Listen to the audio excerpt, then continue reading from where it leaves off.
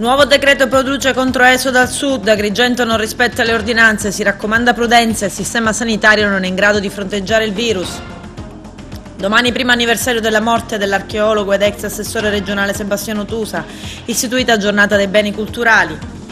Nuovi casi di immobili abusivi a Licata, le ruspe non sono servite come deterrente. Parità di genere, l'ONU dimostra che il 90% delle persone ha una forma di pregiudizio nei confronti delle donne.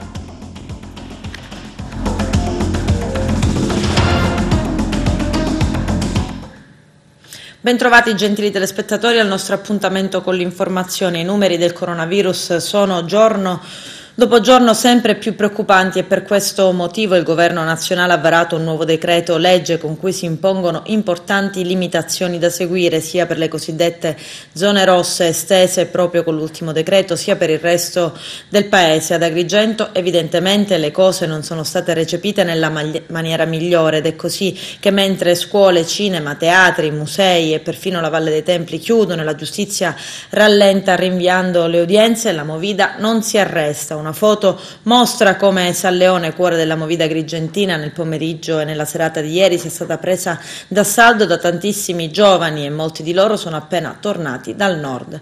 Ci sono i servizi. Comitato per la sicurezza e l'ordine pubblico stamani in prefettura per vagliare e coordinare da parte delle autorità cittadine e provinciali le nuove disposizioni contenute nel decreto Conte e nelle nuove norme del Presidente della Regione Musumeci in tema di sicurezza. In particolare si è discusso anche su quanto accaduto ieri sera presso la località di San Leone, dove centinaia di ragazzi provenienti dal nord si è recata con atteggiamenti festaioli in barba alle norme recenti che vietano assemblee e distanze di sicurezza. Infatti tante le lamentele che sono arrivate e manifestate anche sui social da parte di chi invece si attiene all'osservanza di quanto disposto. In una nota stampa anche il responsabile del movimento Mani Libere, Giuseppe Di Rosa, chiede al prefetto e al sindaco l'attivazione del COC e di prendere le dovute misure per effettuare i controlli necessari e si è chiesto immediatamente alla Protezione Civile Nazionale di rinforzare l'ospedale di Agrigento con altre postazioni e che sia attivata un'unità di crisi all'interno del COC con medici specialisti. Intanto anche il Presidente della Regione ha firmato una nuova ordinanza sul coronavirus che prevede l'obbligo di quarantena per chi negli ultimi 14 giorni è stato nelle zone rosse per contenere il diffondersi del coronavirus nell'isola, provvedimenti indispensabili visto il rientro di un elevato numero di persone e quindi l'ingresso incontrollato in Sicilia di soggetti a rischio di trasmissione del virus. I territori di provenienza coinvolti sono quelli inseriti nel decreto odierno dal Presidente del Consiglio dei Ministri, le cosiddette zone rosse, tutta la regione Lombardia e le altre province annesse, oltre quelle a rischio epidemiologico, così come identificate dall'Organizzazione Mondiale della Sanità. Tutti coloro, afferma Musumeci, che siano anche semplicemente transitati in tali aree devono comunicarlo al proprio comune, al Dipartimento di Prevenzione dell'azienda sanitaria locale, nonché al proprio medico, e hanno l'obbligo altresì di osservare la permanenza domiciliare con l'isolamento fiduciario per 14 giorni dall'arrivo, divieto altresì di contatti sociali, di spostamento e di viaggi, rimane irraggiungibili per ogni eventuale attività di sorveglianza. Il mancato rispetto delle disposizioni di cui sopra comporterà le conseguenze previste dall'articolo 650 del Codice Penale, compreso l'arresto fino a 3 mesi. Per poter consentire i controlli, afferma Musumeci, i concessionari del servizio di trasporto aereo, ferroviario e navale dovranno comunicare alle forze dell'ordine, alla task force della Presidenza della Regione, ai comuni e alle ASP competenti i nominativi dei viaggiatori con destinazione aeroporti, porti e stazioni ferroviarie della Sicilia, prevista anche la chiusura di piscine, palestre e centri di benessere. Intanto anche l'arcivescovo di Agrigento, cardinale Francesco Montenegro, tenuto conto delle decisioni della Conferenza Episcopale Italiana in rispetto alle norme del decreto dell'8 marzo 2020, stabilisce che dalla sera di domenica 8 marzo 2020 e fino al 3 aprile 2020 sono sospese le celebrazioni delle sante messe quotidiane, comprese quelle funebri e nuziali. Le chiese possono rimanere aperte solo per le preghiere personali. Preghiamo il Signore, dice l'arcivescovo Montenegro, perché al più presto ci liberi da questo male. E anche in una nota stampa arrivata dal comando dei Vigili del Fuoco di Agrigento, in ottemperanza alle recenti norme sul coronavirus, sono limitati gli accessi agli uffici solo ai casi urgenti. I contatti sono assicurati per via telefonica o per internet. Nuove disposizioni arrivano anche da parte della Procura della Repubblica di Agrigento, che in osservanza alle norme di sicurezza dice che dal 9 marzo e fino al 22 le udienze dei procedimenti civili e penali pendenti sono rinviate d'ufficio dopo per l'appunto il 22 marzo. L'accesso al pubblico viene garantito solo alle persone che debbono svolgere attività indifferibili e urgenti. Per effetto di quanto disposto, l'orario di apertura viene ridotto da 5 a 2 ore. In ogni caso, per evitare assembramenti, l'accesso è regolamentato attraverso prenotazioni telefoniche.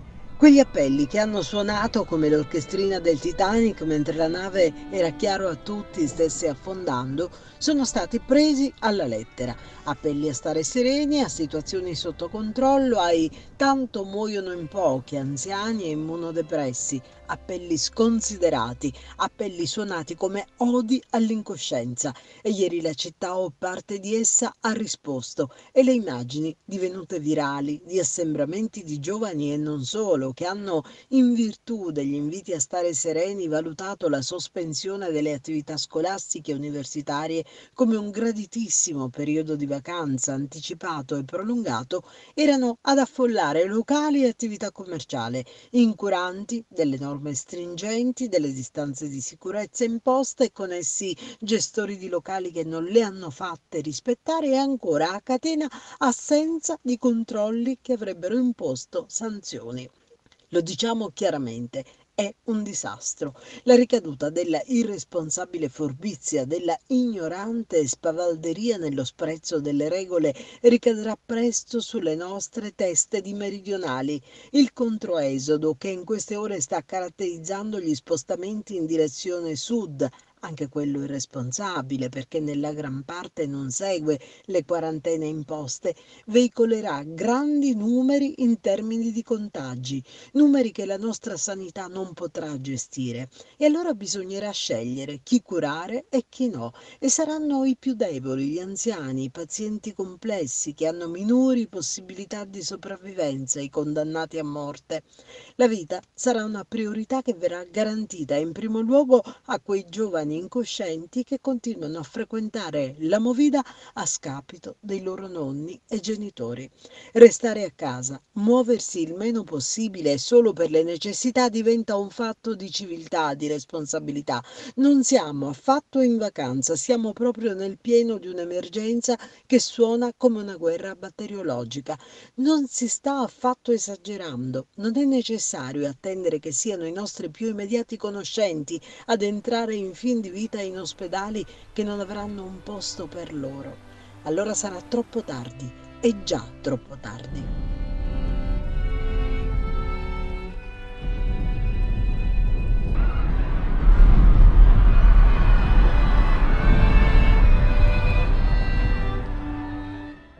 Anche il governatore della Sicilia, in quarantena a casa, nei giorni scorsi ha incontrato Zingaretti, presidente del Lazio, positivo al test. Musumeci è comunque risultato negativo al tampone, ma si è posto in isolamento domiciliare. Musumeci raccomanda massima prudenza, un'ordinanza impone a chi viene dalle zone rosse la denuncia e l'autoisolamento. Vediamo.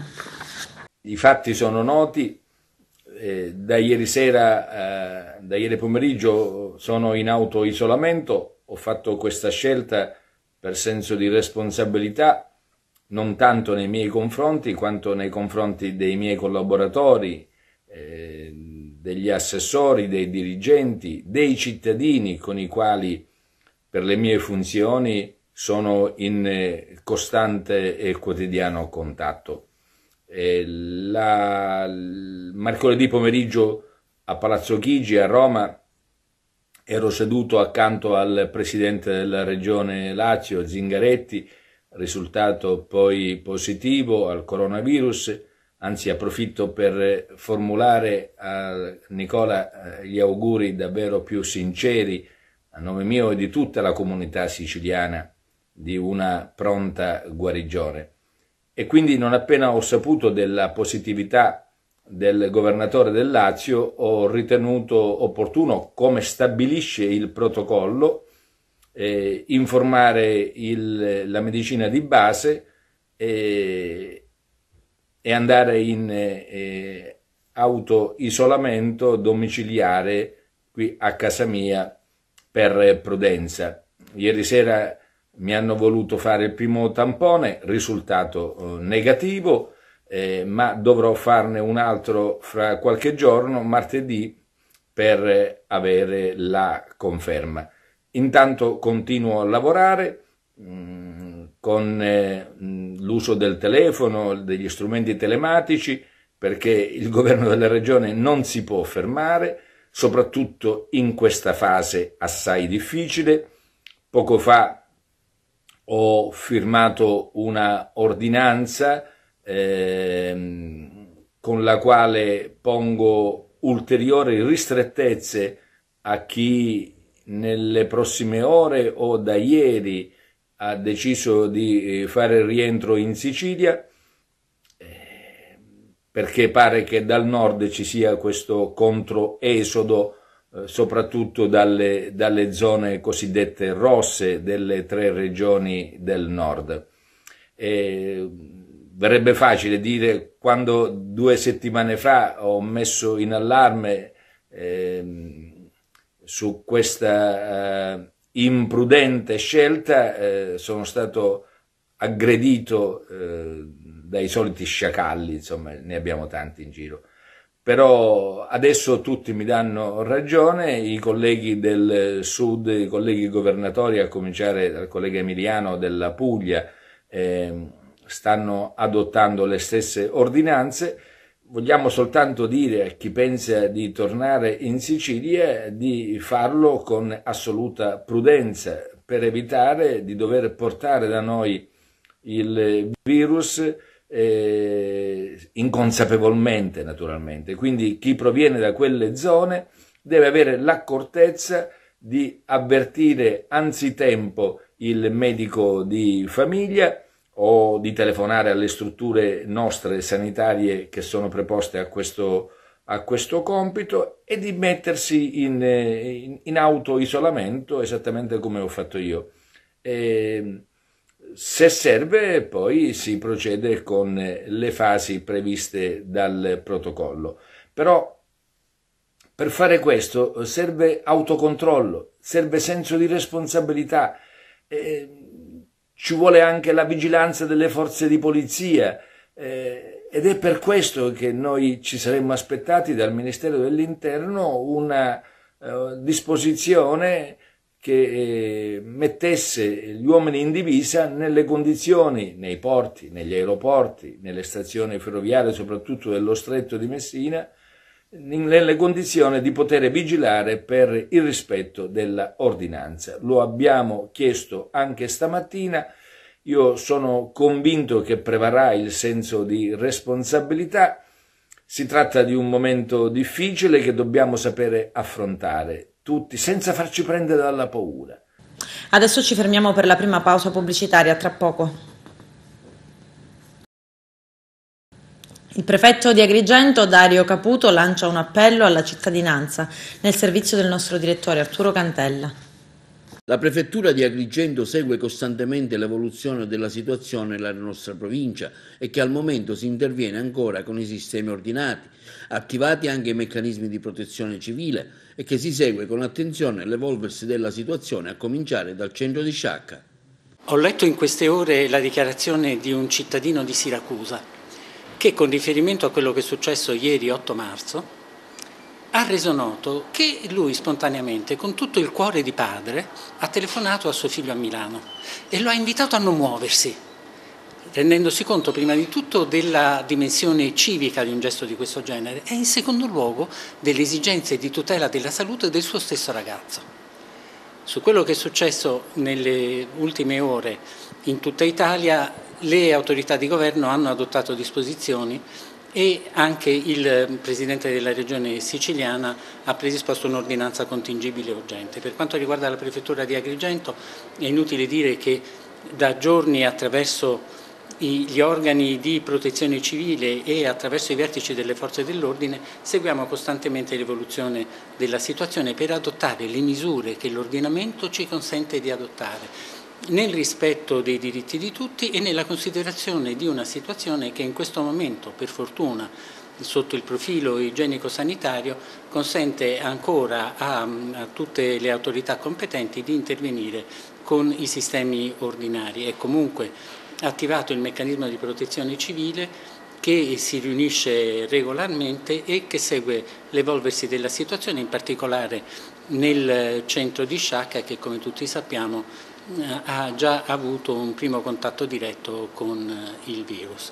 La raccomandazione che viene da parte della Prefettura e di tutte le altre autorità è intanto una conferma della massima attenzione dell'apparato pubblico e la sottolineatura che ha fatto il Presidente della Repubblica già diversi giorni fa rispetto all'esigenza imprescindibile che in casi come questi ci sia la massima collaborazione dei cittadini, e quindi mi permetto di richiamare anch'io l'attenzione di tutti sul rispetto delle disposizioni, perché solo conformando la nostra azione alle regole che sono state indicate dal Governo e che derivano da un'attenta valutazione di autorità sanitarie altamente competenti, abbiamo una possibilità e una speranza di arginare l'ulteriore diffusione del contagio.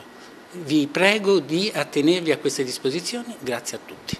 Chiaro il messaggio del sindaco di Agrigento Lillo Firetto, un invito alla responsabilizzazione e al buonsenso individuale dopo le nuove misure previste. La città di Agrigento e in particolare il sistema sanitario non offre posti letto sufficienti a fronteggiare il virus. Sentiamo. Ciao a tutti, nella tarda mattinata di oggi, domenica 8 marzo, il Presidente della Regione, a seguito di un decreto del Presidente del Consiglio dei Ministri, ha emesso un'ordinanza che fa seguito appunto alla chiusura dello spazio che coincide con la Regione Lombardia per via delle vicende legate all'emergenza coronavirus che è scoppiata lì in quella regione e complessivamente in grande parte del nord Italia e che un po' sta attraversando il nostro paese. Questa ordinanza prevede delle norme molto rigide che non sono affatto facoltative per coloro che da quelle aree stanno arrivando in Sicilia e quindi transiteranno per lo spazio siciliano, e quindi per coloro che arrivano ad Agrigento mi piace ricordare quali sono gli obblighi che hanno dinanzi alla legge, proprio perché non sono norme facoltative, che è quella della autoisolamento obbligatorio, comunicare la loro presenza per via della provenienza da quelle regioni e quindi comunicare la loro presenza in territorio agrigentino alle autorità sanitarie, al proprio medico curante, al comune, se ci sono bambini al pediatra di riferimento. Sono norme vincolanti, sanzionate anche penalmente. In queste ore giunge la notizia che in molti locali della nostra città ci siano assembramenti di ragazzi, mi cominciano ad arrivare una serie di foto. Ecco, ai ragazzi vorrei dire che comprendo bene il momento della loro vita e la necessità di viverlo con pienezza, ma stiamo attraversando una fase delicata, una fase che rischia anche di sfociare in un'emergenza che sarebbe non facilmente contrastabile per via della situazione del sistema sanitario regionale e del sistema sanitario anche agrigentino, cioè numeri di casi importanti ci metterebbero in una condizione di grave difficoltà di rispondere all'esigenza di salute e anche di cura. Quindi le norme generali, lavarsi le mani sovente, non toccarsi il naso, non toccarsi gli occhi, stare a debita distanza dall'altro, a una distanza di 2 metri, evitare assembramenti, evitare di stare in luoghi chiusi con relativi assembramenti. Ecco, queste sono le raccomandazioni che faccio ai ragazzi che in queste ore sottovalutano fortemente invece la necessità di fare prevenzione. Quindi a loro vorrei rivolgermi per dirgli: ragazzi, non sottovalutiamo la vicenda. Se avremo abbiamo la possibilità di fare tutti insieme uno sforzo corale con attività comportamentali che capisco sono restrittive, ma sono assolutamente necessarie per venire fuori in fretta, il più velocemente possibile, da questa contingenza che stiamo vivendo. Il sindaco di Ribera, Carmelo Pace, lancia un video appello con le misure in vigore per combattere la diffusione del coronavirus. Vediamo. Cari concittadini, il momento che stiamo vivendo nella nostra città di Ribera, che stiamo vivendo in Italia e nel mondo, è un momento davvero particolare, direi del tutto straordinario. Mi riferisco chiaramente alla problematica del coronavirus. Innanzitutto mi preme sottolineare che attualmente nella nostra città di Ribera non esiste alcun caso conclamato di contagio di coronavirus, ma il comportamento di ognuno di noi, il comportamento di ogni ragazzo di Ribera, di ogni persona di Ribera, di ogni anziano di Ribera può contribuire nel bene e nel male, nel fermare e nel diffondersi questo maledetto coronavirus. Le regioni del nord, come sapete, sono state colpite prima della nostra Sicilia da tale problematica. Le regioni del nord, fortunatamente, hanno le strutture sanitarie migliori in tutta Italia. Nonostante ciò, queste strutture sanitarie, questi ospedali del nord sono già al collasso. Nessuno di noi osa pensare cosa potrebbe succedere nelle nostre realtà meridionali, cosa potrebbe succedere nelle nostre realtà siciliane, se anche nelle nostre realtà venissero colpite in maniera così forte dal coronavirus. Ognuno di noi può contribuire comunque a fermare il coronavirus. Un appello. Circa 1000 nostri concittadini che per motivi vari sono stati al nord Italia e che fino a poche ore fa sono state nelle regioni colpite dal coronavirus. Mi riferisco a circa 300 produttori di arance che hanno venduto il loro prodotto al nord. Mi riferisco ai tanti ragazzi universitari che frequentano gli atenei del nord Italia. Mi riferisco ai tantissimi insegnanti che hanno svolto fino a pochi giorni fa il loro lavoro nelle regioni del nord Italia e che da poche ore si sono trasferiti di nuovamente nella nostra città di Ribera. Faccio un appello. È chiaro che la nostra accoglienza è incondizionata, ma vi chiedo rispetto e solidarietà per gli anziani e per le persone deboli di Ribera. Ricordo a tutti questi concittadini che dal nord Italia arrivano nella nostra città di Ribera che sia il Presidente del Consiglio dei Ministri, sia il Presidente della Regione ha dato degli obblighi. Rispettare questi obblighi è un loro dovere. Chi non rispetta questi obblighi commette dei reati penali che saranno puniti anche con il carcere fino a 3 mesi. Quali sono questi obblighi? Questi concittadini che arrivano nella nostra città devono comunicare il loro arrivo al medico curante, devono comunicare il loro arrivo al Dipartimento di Prevenzione dell'ASP, devono rimanere a casa per almeno 14 giorni in isolamento e sono certo, conoscendo il grande senso di responsabilità di ogni riberese, che al di là delle disposizioni legislative questi nostri concittadini non vorranno con le loro azioni maldestre mettere a repentaglio la salute e la vita delle persone deboli e delle persone anziane della nostra città.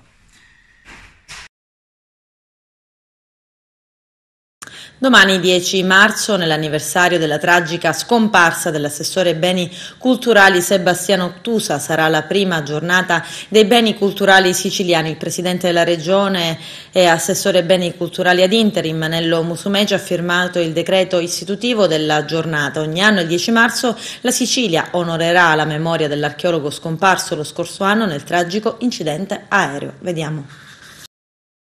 Tutto l'apparato dell'assessorato beni culturali ha portato avanti il lavoro come sempre e naturalmente secondo le indicazioni di partenza che Sebastiano Ottusa da assessore aveva dato con il suo slancio, con il suo entusiasmo. Avere un collega con una responsabilità politica amministrativa era stata veramente una grande novità nell'ambito dei beni culturali. Il Presidente della Regione ha saputo mantenerla in questi mesi e quindi su queste indicazioni politiche amministrative abbiamo lavorato soprattutto per quanto riguarda i parchi archeologici, per la valorizzazione che era il punto di riferimento più importante nella istituzione dell'autonomia dei parchi. Dobbiamo portare avanti questo grande patrimonio storico archeologico con grande responsabilità. Era un combattente, ha lasciato questa terra in una giornata di grandi battaglie che è il 10 marzo. In questo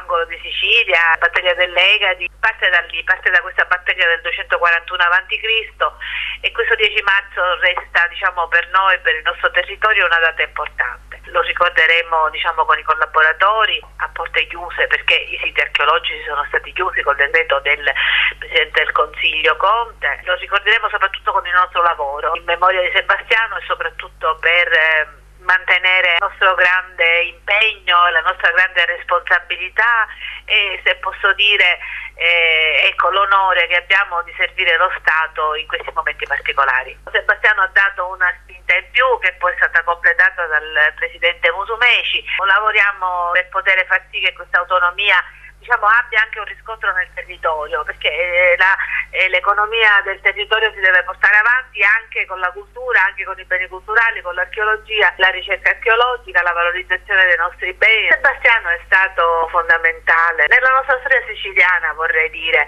intanto perché ha saputo contemperare non soltanto la sua professionalità, perfettamente riconosciuta da tutti, però questo suo interesse per mille cose, soprattutto per aver istituito la soprintendenza del mare, ma non tanto per l'ufficio in se stesso, quanto per avere prestato attenzione al nostro mare Mediterraneo e per avere consentito che questo mare divenisse fonte di ricerca, fonte di economia con gli itinerari subacquei, con l'istituzione dei musei del mare, l'intuizione prima e la creazione amministrativa e scientifica di una grande struttura che aveva un corrispettivo in Grecia, che aveva un corrispettivo in Francia, che ha un corrispettivo nel resto dell'Italia, ma che naturalmente vede la Sicilia protagonista. Mai era stata fatta una programmazione scientifica ragionata secondo i vari aspetti, secondo i vari interessi e secondo le varie emergenze.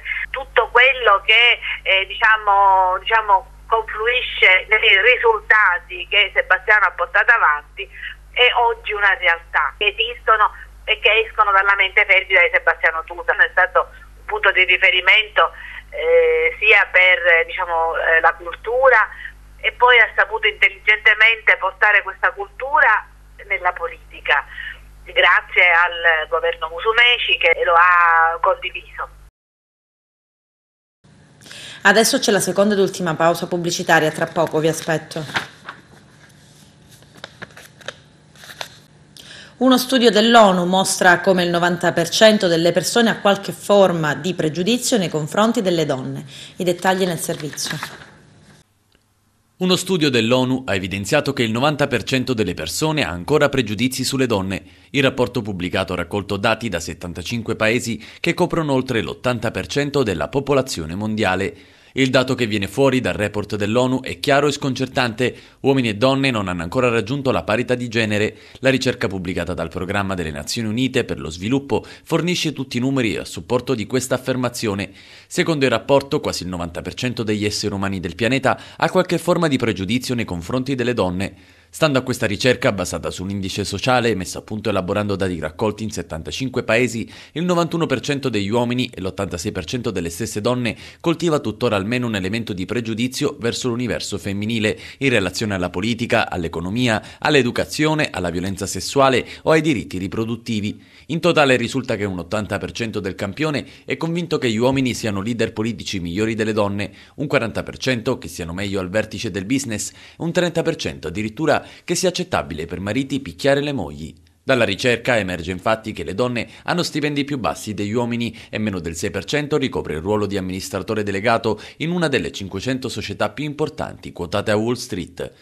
Sono numeri che io considero scioccanti, ha commentato Pedro Conceição, funzionario dell'ONU e responsabile del rapporto, dopo aver denunciato che viviamo ancora in un mondo dominato dai maschi. Vi sono progressi, ha aggiunto, in molte realtà di base nella partecipazione e nell'empowerment delle donne, ma in altre continuiamo a sbattere contro un muro. Dunque, per una percentuale considerevole degli uomini, evidenzia Giovanni D'Agata, presidente dello Sportello dei diritti, coltiva almeno un elemento di pregiudizio verso l'universo femminile.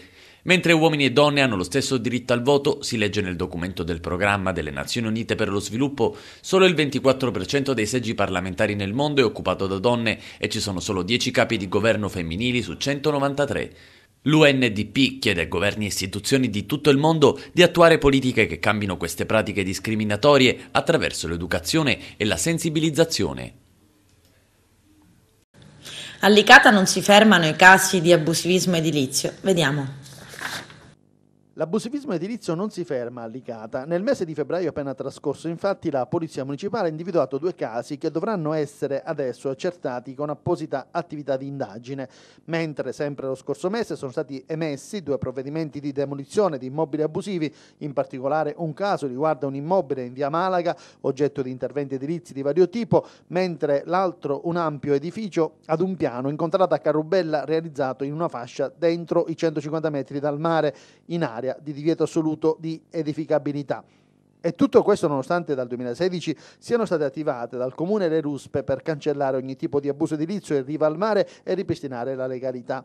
A gennaio erano state 5 le persone segnalate ai magistrati e alla Procura della Repubblica di Agrigento per l'ipotesi di reato di violazione della legge sull'edilizia. Secondo l'accusa avrebbero edificato degli immobili abusivamente o comunque in difformità rispetto alla concessione edilizia ottenuta dal Comune. I controlli eseguiti dai vigili urbani hanno consentito di scoprire gli edifici appartenenti alle 5 persone edificati in violazione alla legge sull'edilizia. Adesso verranno eseguiti nuovi controlli per verificare se gli immobili in questione possono essere sanati oppure se al contrario vanno demoliti. Dal maggio 2016, da quando cioè sono entrati in azione i mezzi meccanici, sono stati demoliti ben 205 manufatti costruiti entro la fascia dei 150 metri dalla battigia, in zone cioè dove vige il più assoluto divieto di costruire.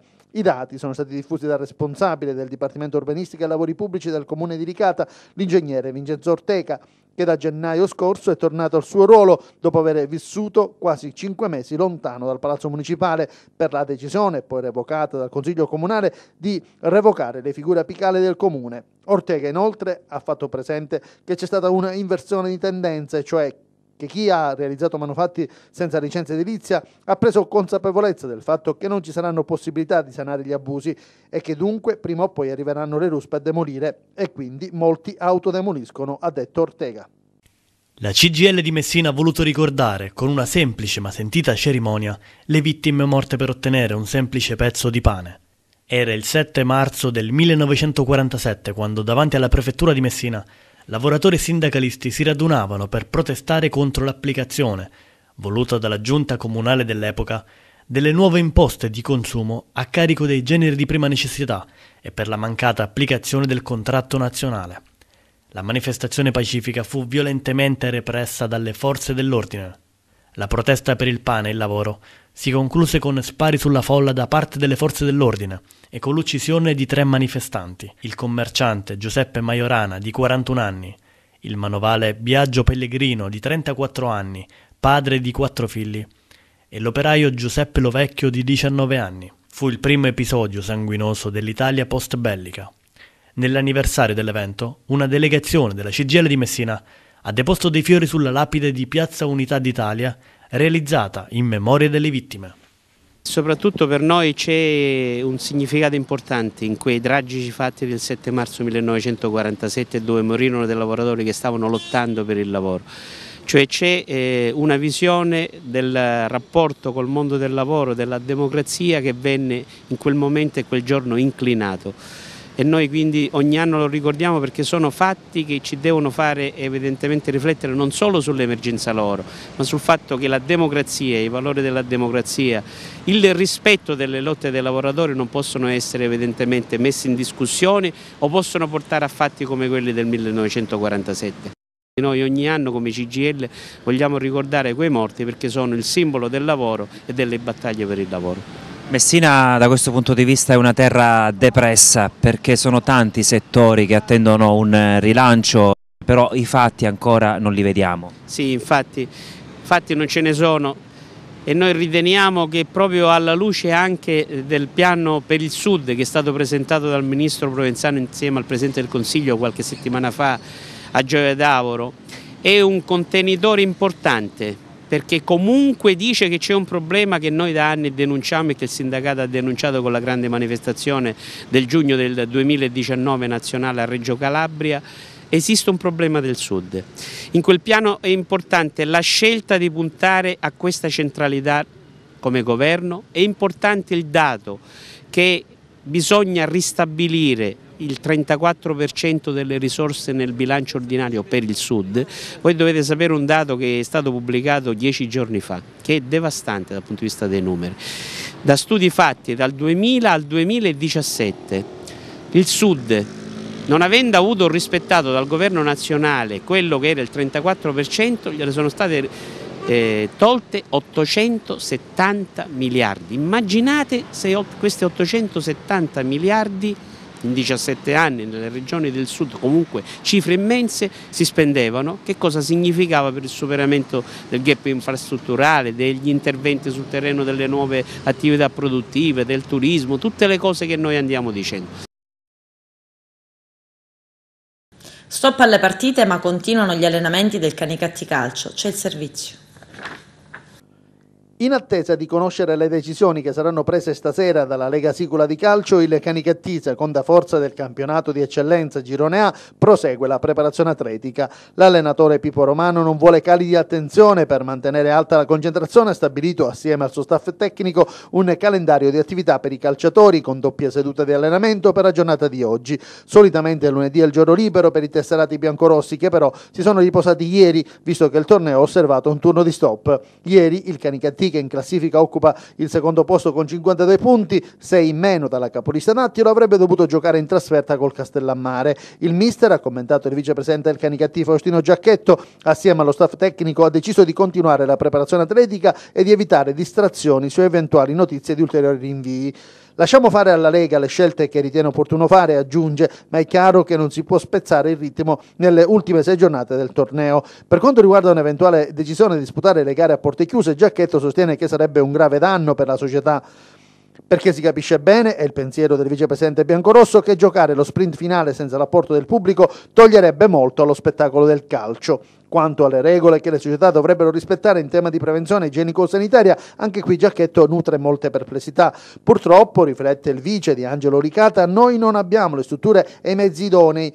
Sarebbero necessarie norme di buonsenso. Insomma, l'attenzione delle società dilettantistiche, come anche del Canicattì, è puntata sul fatto che vengono adottate misure che non penalizzino ulteriormente il mondo del calcio siciliano.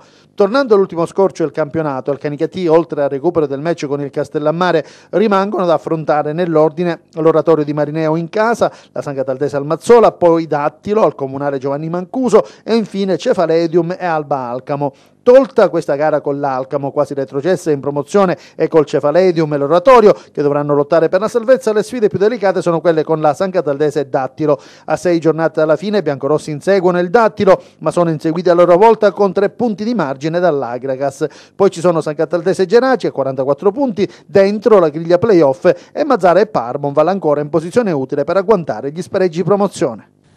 Con questo è tutto, termina qui l'edizione del telegiornale. Grazie per la gentile attenzione e per essere stati con noi. A presto.